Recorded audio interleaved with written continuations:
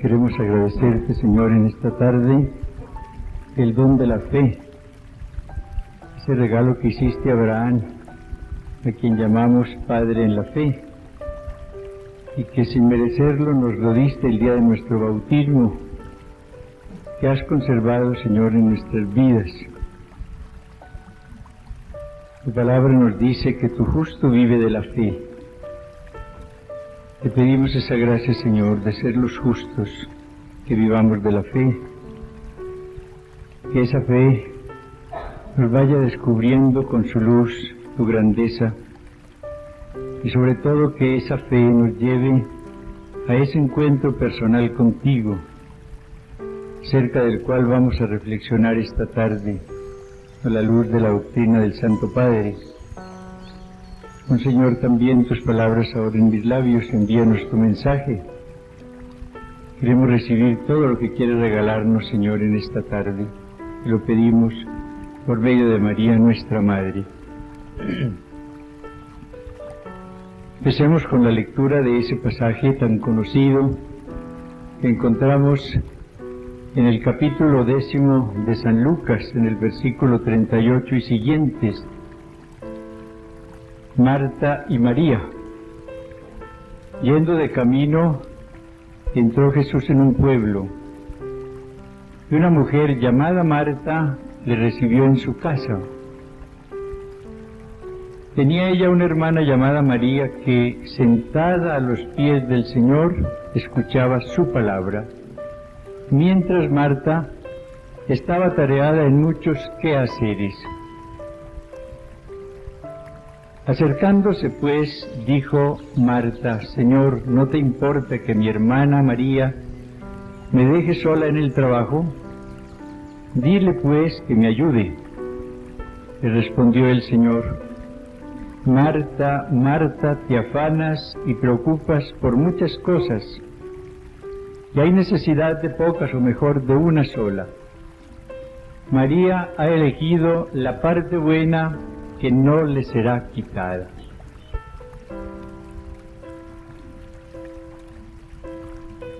Este pasaje lo oímos con frecuencia y lo conocemos de sobra, pero una cosa es saberlo inclusive de memoria y otra bien diferente es vivirlo.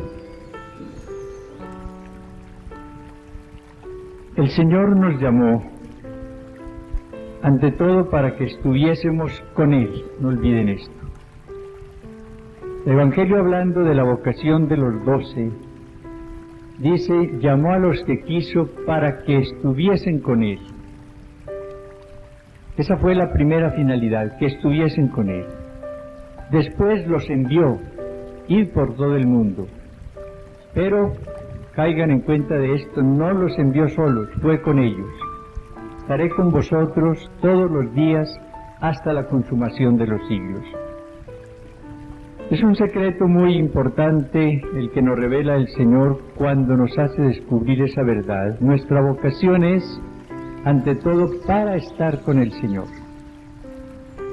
Cuando a ustedes les preguntan para qué están en las congregaciones, generalmente van diciendo, pues para la enseñanza, para trabajar en las misiones, para trabajar con los enfermos. Esa respuesta no es la exacta.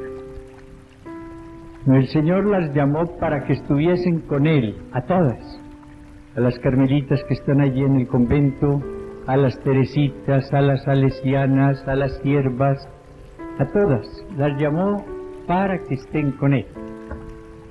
Y una religiosa que no le dé la primacía a la permanencia con Jesús, no está cumpliendo bien su misión. Puede trabajar todo el día, inclusive hasta exageradamente, y llegar por la noche rendida, que estuve con los niños, que estuve con los pobres, que estuve con la juventud, etcétera, etcétera. Hermana, ¿y cuánto estuvo con Jesús? No, estaba muy atareada. ¿Cuántos ratos pasó a los pies del Señor? No me quedó tiempo. Que usted no sabe lo que es esa casa, usted no sabe lo que hay que trabajar allá. Hermana, ¿cuánto tiempo estuvo con el Señor? No estuve, no tengo tiempo. Mire, hermana, si no tiene tiempo para estar con el Señor, está equivocada, por más que trabaje. Marta, Marta, te preocupas por muchas cosas, pero una sola es necesaria. Yo creo que esa palabra, esa frase tiene que decirnos el Señor a todos con frecuencia en la vida. Porque a veces nos preocupamos por muchas cosas y son del Señor, pero olvidamos lo primero, estar a sus pies para escuchar su palabra. Entonces me dirán ustedes, bueno, pero entonces tenemos que ser todas contemplativas. Yo les digo sí, y voy a explicar en qué sentido tienen que ser todas contemplativas. Tenemos que estar todos los días a los pies del Señor orando. No, hermana, no. Tiene que trabajar también de acuerdo con el carisma de su congregación. Tiene que trabajar de acuerdo con la obediencia que se le haya señalado.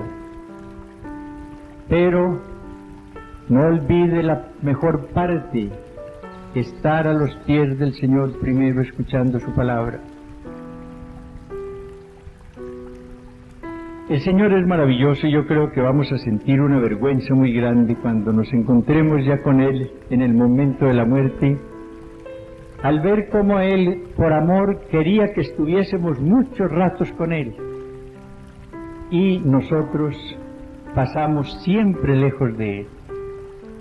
¿Y qué nos va a decir Él? Me amabas muy poco. Si me hubieses amado más, desearías más estar conmigo.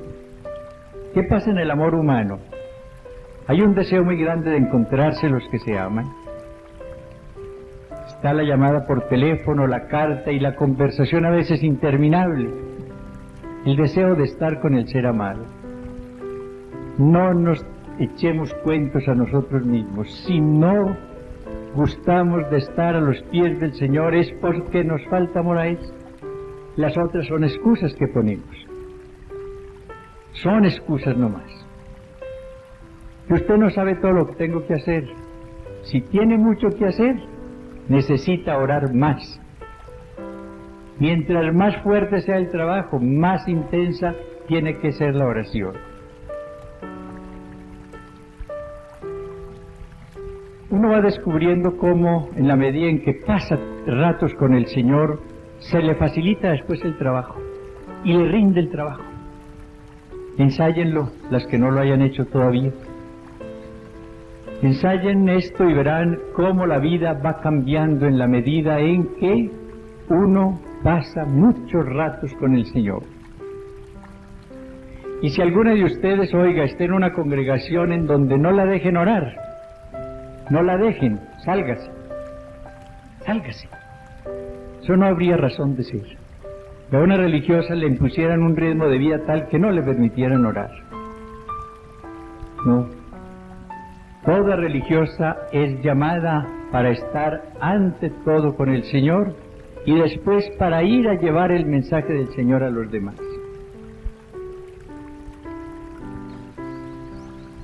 Uno encuentra en los seglares hoy ejemplos muy grandes en este campo. De las cosas positivas que uno ve en esta época que tiene tantos problemas, es el deseo que hay en muchas gentes, sacerdotes, religiosas y seglares, de orar mucho, de pasar muchos ratos como María a los pies del Señor para escuchar su palabra. Yo me admiro cuando hablo con seglares que vienen a tratarme sus problemas y recuerdo casos como este, una señora de Monte Líbano, que no es el medio más cristiano. Vino, ella es madre de unos muchachos universitarios, una esposa que cumple muy bien sus deberes. Vino a preguntarme algo, tratarme un problema. Y en la conversación me dijo, pero de la manera más sencilla, yo empiezo mi día con 2 horas de oración. Le dije, a ver, explíqueme. Me dijo, sí, yo todos los días me levanto a las 4 de la mañana en silencio. Sigue durmiendo mi esposo, siguen durmiendo mis hijos, yo me voy a la sala, estoy en oración hasta las 6. A las 6 voy a llamarlos, preparo el desayuno, me dedico a mis deberes. Y después, cuando puedo, me encuentro con el Señor. Pero empieza su día con 2 horas de oración. ¿Cuántas religiosas se quejan a veces de media hora? A veces inventan la manera de quedarse en la cama para no tener ese ratico de la mañana. Ay, que estoy tan cansada, ay, que pasé tan mala noche, que esto y que el otro. Excusas van y excusas vienen, y el Señor allá solo. Y la que se queda sola es esa persona. En República Dominicana, yo les he contado esto algunas. Estuve el año pasado, me encontré con una señora que es esposa de un gerente, nada menos, de una gran empresa, una persona de la alta sociedad, formada en Estados Unidos, con todas las comodidades. Y ella me decía cómo cuando su esposo salía para el trabajo, ella se quedaba toda la mañana en oración, toda la mañana. Ella tiene su servicio, claro está, es una persona muy rica, pero mientras otras están jugando o están perdiendo el tiempo, las compañeras de sociedad, ella está la mañana con el Señor. Una mañana con el Señor siempre. Y uno lo ve en los mismos protestantes, por ejemplo, la manera como mucha de esa gente está orando. Muchos de ellos tienen este lema, pagarle el diezmo al Señor. Yo hablaba con uno de ellos, que es un gran apóstol, y me decía, yo pago 2 diezmos al Señor.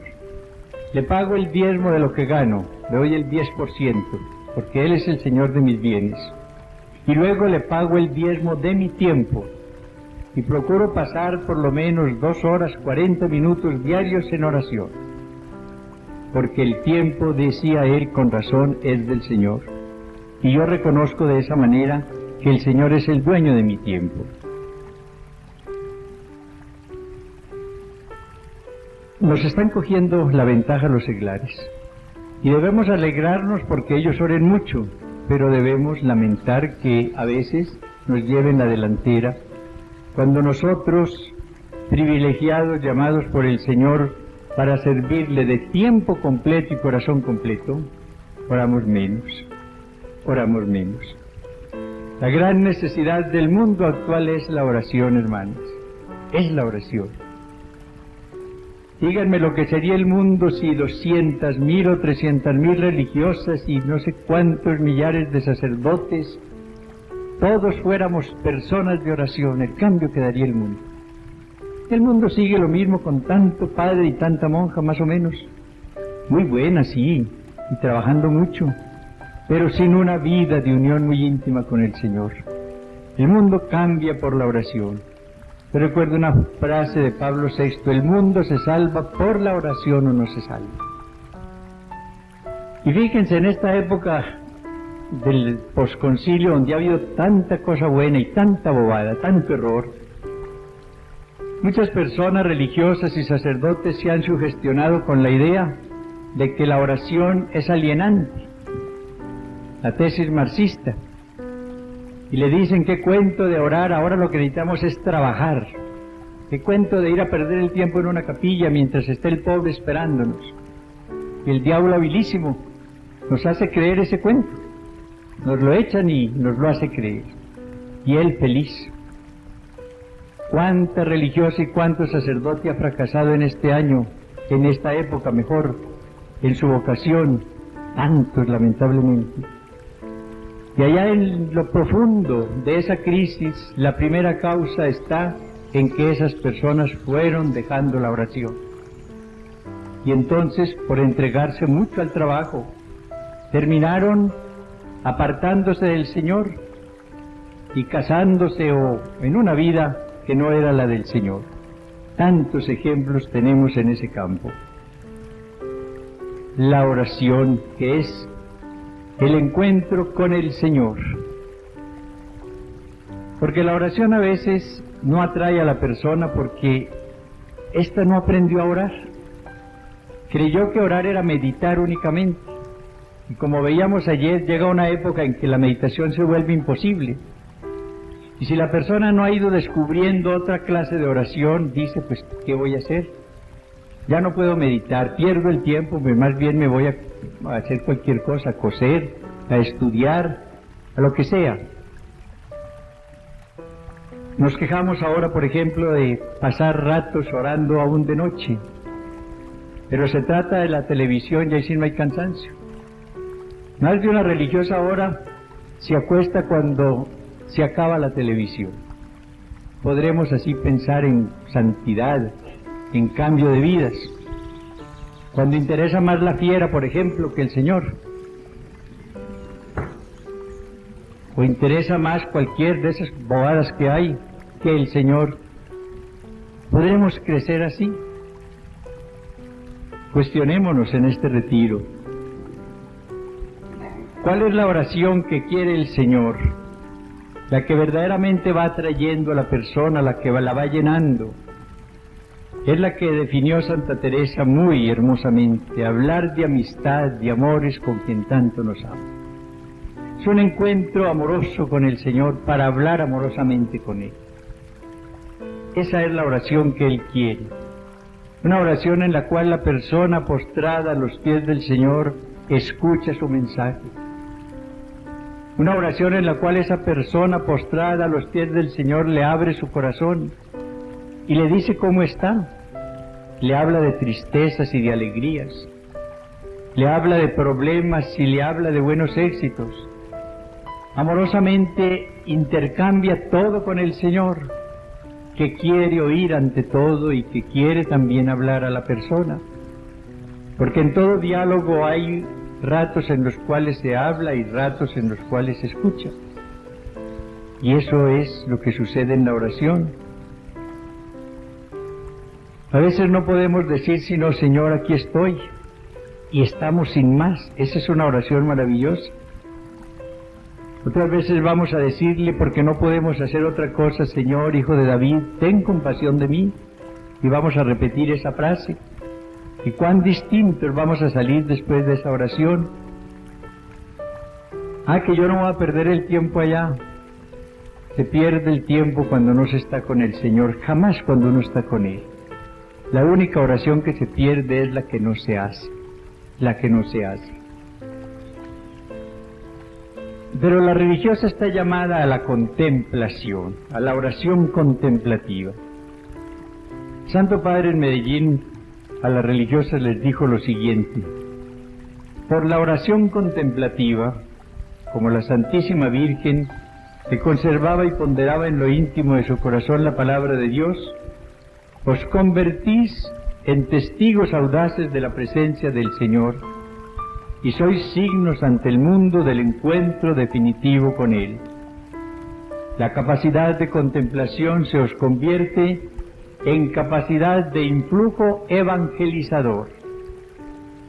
La capacidad de silencio se os transforma en capacidad de escucha y de donación a los hermanos. Un párrafo precioso para que ojalá ustedes lo mediten después más detenidamente. La oración contemplativa es la que nos convierte en testigos audaces de la presencia del Señor y signos ante el mundo del encuentro definitivo con Él. ¿Qué es oración contemplativa? Es aquella en la cual la inteligencia y la voluntad de la persona son absorbidas por Dios bajo la acción del Espíritu Santo. Esa es la oración contemplativa. Es la oración que se llama infusa o derramada, que es lo mismo, porque es el Espíritu Santo quien va apoderándose de las potencias superiores del alma, inteligencia y voluntad, y las va llenando de luz, de suavidad, de presencia amorosa, de amor. Esa es la oración contemplativa. Y esa es la que el Señor quiere regalar a sus esposas, con dos fines: para que ellas puedan ser testigos audaces, dice el Papa, de su presencia en el mundo. El mundo necesita testigos de la presencia amorosa de Dios. Nos engañamos cuando creemos que el mundo va a salvarse si todos salimos a predicar. Necesitamos salir a predicar todos, pero eso no va a cambiar al mundo si nosotros, cuando predicamos, no somos testigos de una realidad maravillosa, la presencia del Señor en las vidas.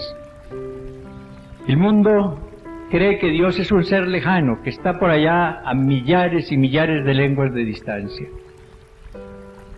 El contemplativo es la persona que experimenta a Dios en su vida. Dios entra en su inteligencia y en su voluntad, la llena de su amor, hace sentir su realidad presente. Y esa persona que ha disfrutado de esa presencia del Señor puede decirle al mundo: sí está Dios con nosotros. Lleva con razón el nombre de Emmanuel, Dios con nosotros. Él se hace presente en nuestras vidas, en nuestras personas.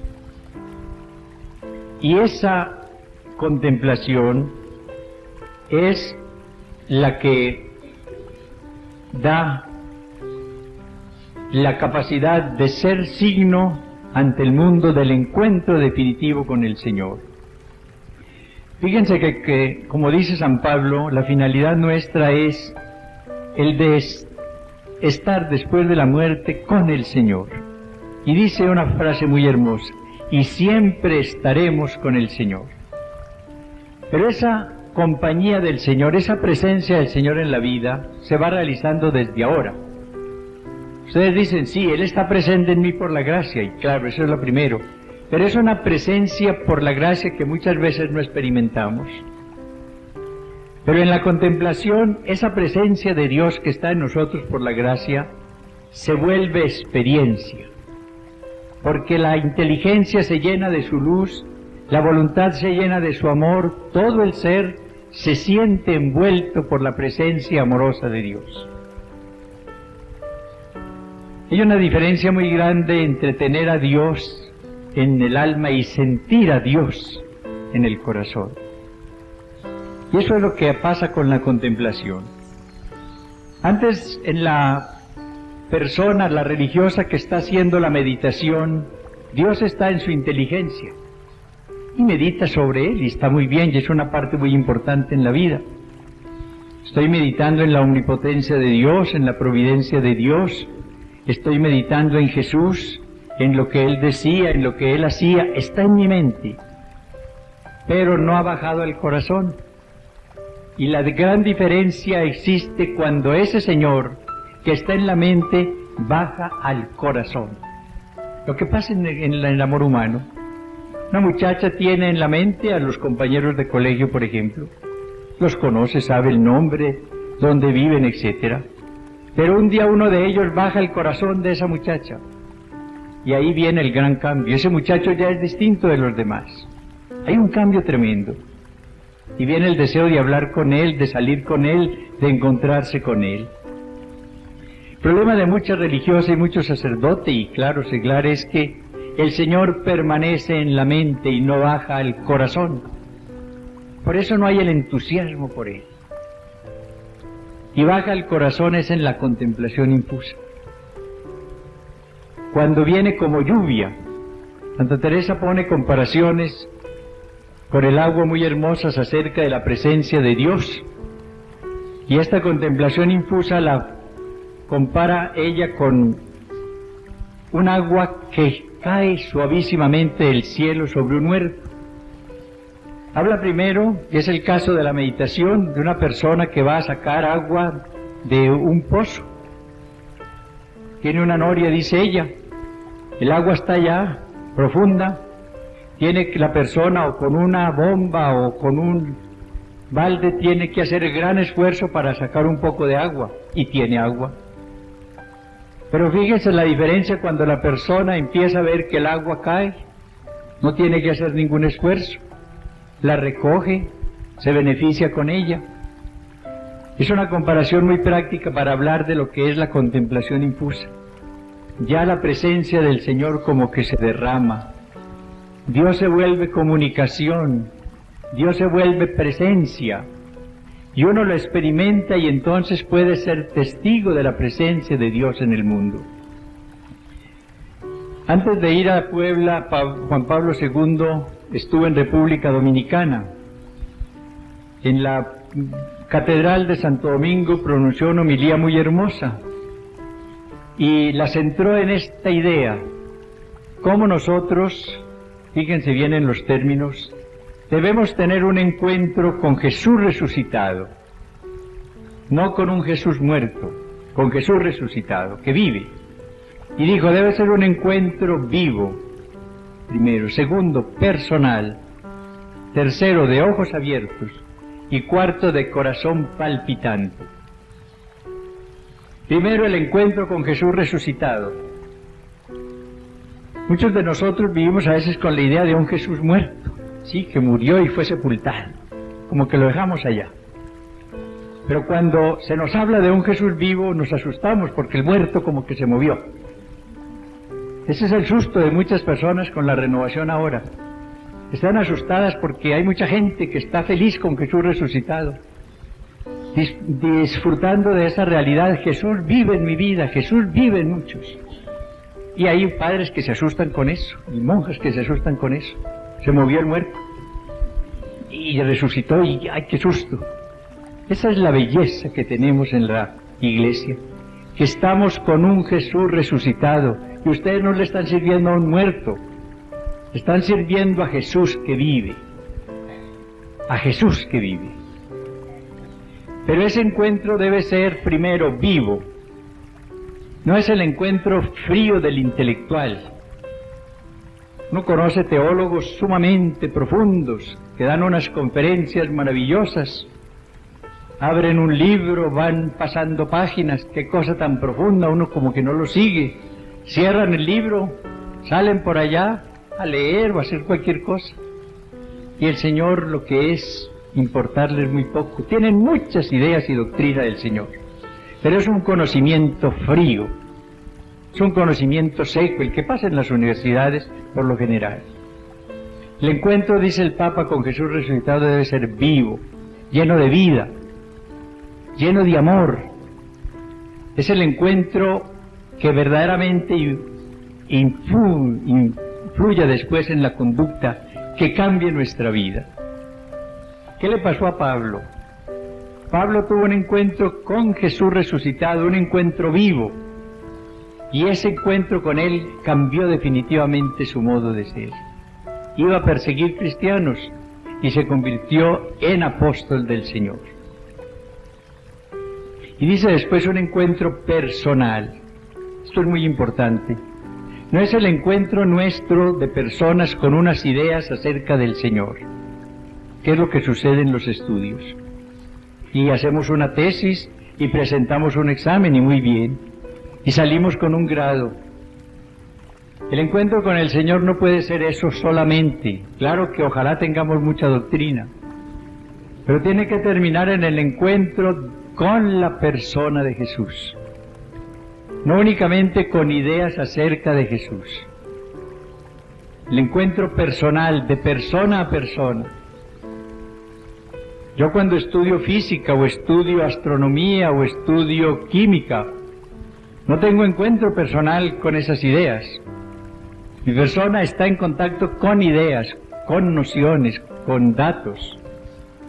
Pero con Jesús el encuentro tiene que ser con su persona y no solamente con ideas acerca de Él. Tercero dice, de ojos abiertos. Ojos abiertos. ¿Y qué son los ojos abiertos para Juan Pablo II? Son los ojos del contemplativo, precisamente. De la persona que ante la presencia amorosa del Señor abre los ojos y encuentra la maravilla de Jesús, y como que no puede cerrarlos. Es tanto el entusiasmo que experimenta, la admiración al descubrir el amor de Jesús en su vida, algo que nunca había visto hasta ese momento, que verdaderamente queda con una admiración plena. Y es que a Jesús lo vamos admirando en la medida en que lo conocemos. Sucede con Él todo lo contrario de lo que sucede con el conocimiento de los hombres. Dice un adagio que nadie es grande para su camarero. Y es que en realidad, en la medida en que conocemos a las personas, generalmente nos vamos decepcionando. Parece la persona al principio tan maravillosa, pero empieza uno a vivir con ella, a oírla, a ver sus actuaciones, etcétera, y se va cayendo. Esa es la realidad. Pero con el Señor sucede todo lo contrario.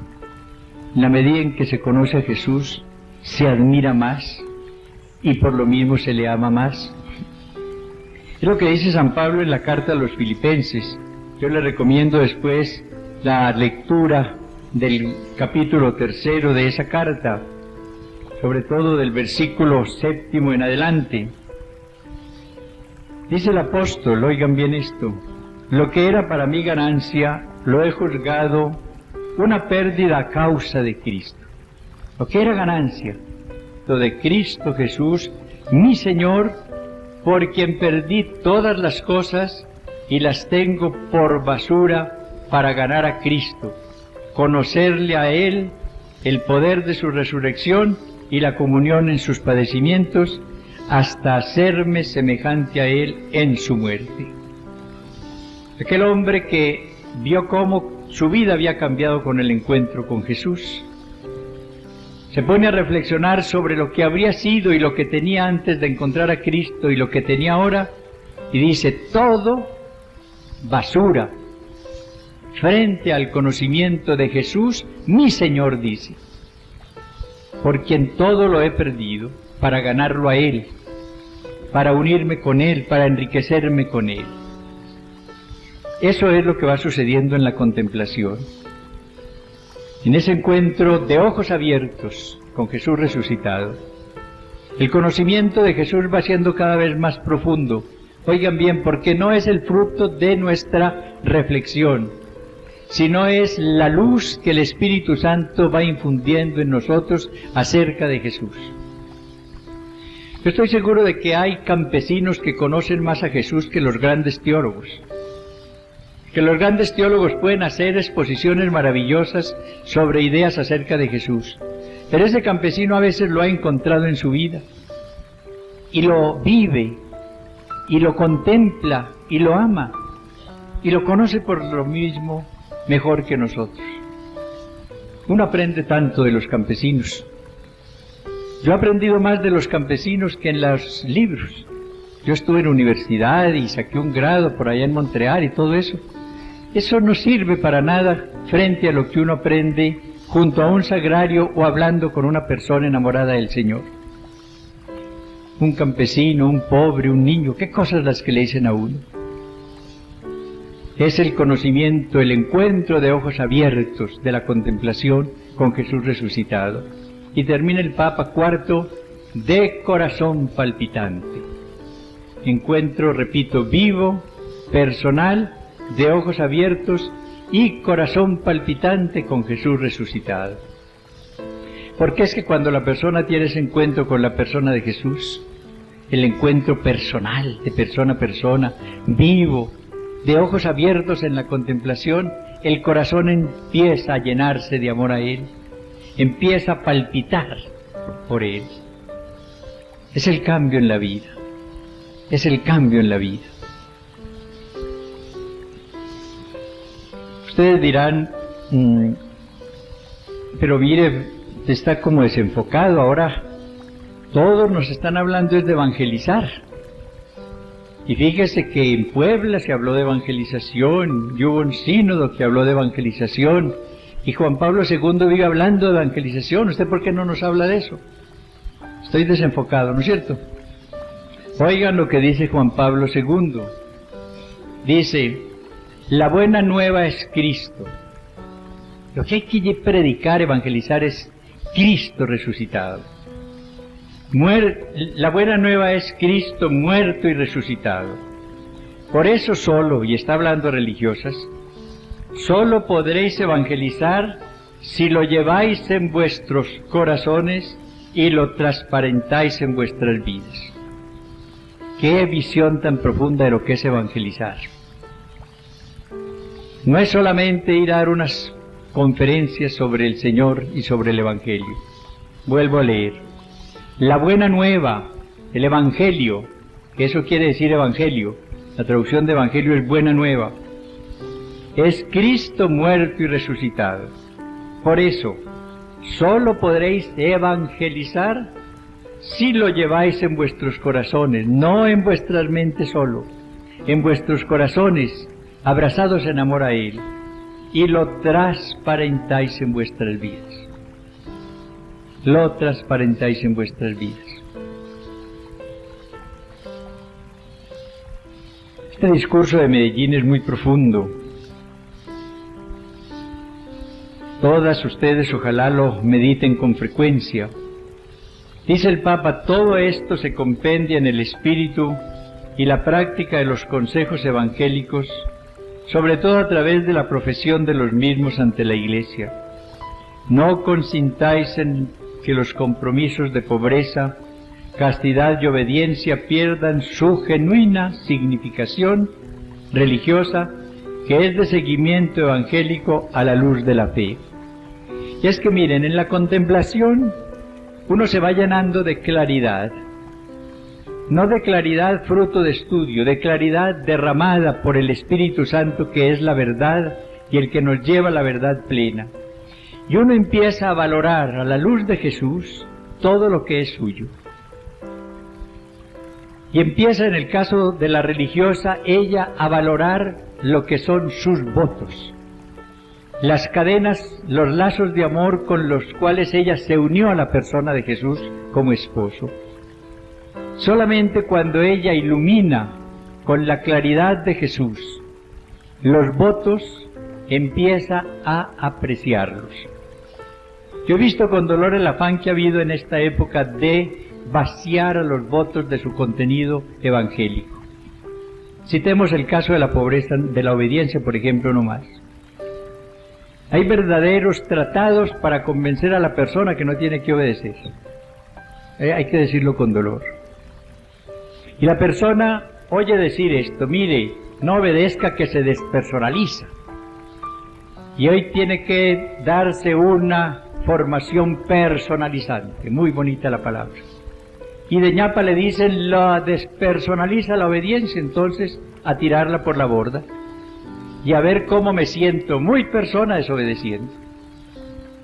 Y se siente menoscabado obedeciendo. Ay, pero usted sí que es tonta, ¿no? Obedeciendo. Se está vaciando de contenido evangélico la obediencia. Ese Jesús, que es el Salvador, el Señor, se hizo obediente hasta la muerte y muerte de cruz. Y vino la exaltación, por lo cual Dios lo exaltó y le dio el nombre que está sobre todo nombre, el de Señor. Pero Él se hizo obediente hasta la muerte y muerte de cruz. Miren, nos estamos equivocando mucho porque no estamos obedeciendo. Nunca obedeciendo nos equivocamos, y cada vez que desobedecemos nos equivocamos. Pero para uno obedecer necesita apreciar evangélicamente la obediencia. ¿Y cómo la aprecia evangélicamente? Cuando la ilumina con la claridad de Jesús contemplado, que fue obediente hasta la muerte y muerte de cruz. Y así lo mismo de la castidad, lo mismo de la pobreza, lo mismo de todas las demás virtudes. Cuando nosotros dejamos las cosas del Señor por las cosas del mundo, o por la misma actividad pastoral, es porque tenemos poca claridad para valorarlas, para valorar lo del Señor. ¿Cuál fue la consigna de Jesús? Buscad primero el reino y su justicia, su santidad. Lo demás vendrá por añadidura. ¿Y qué nos sucede? Que nos quedamos con la añadidura y sin el reino. Estamos buscando la añadidura, un montón de cositas. Y el reino no nos interesa. Buscad primero el reino de Dios, que sea el Señor de vuestras vidas, el dueño de vuestras vidas. Todo lo demás vendrá por añadidura. Tienen un tema muy importante para la reflexión personal que van a hacer ahora. Cada una póngase delante del Señor y pregúntese, ¿soy Marta o soy María? Y para que saquen esta conclusión, yo debo ser Marta y María. Debo ser María, que pase muchos ratos a los pies del Señor, y Marta, que llena del mensaje del Señor y de su amor, lo lleve a los demás. Hay que cambiar la O por la I, no hay que preguntarse, ¿tengo que ser Marta o María? Tenemos que ser todos María y Marta, personas contemplativas que llevemos después a los demás lo contemplado. Esa es la síntesis verdaderamente cristiana. Dios te salve María, llena eres de gracia, el Señor es contigo, bendita tú eres entre todas las mujeres y bendito es el fruto de tu vientre Jesús.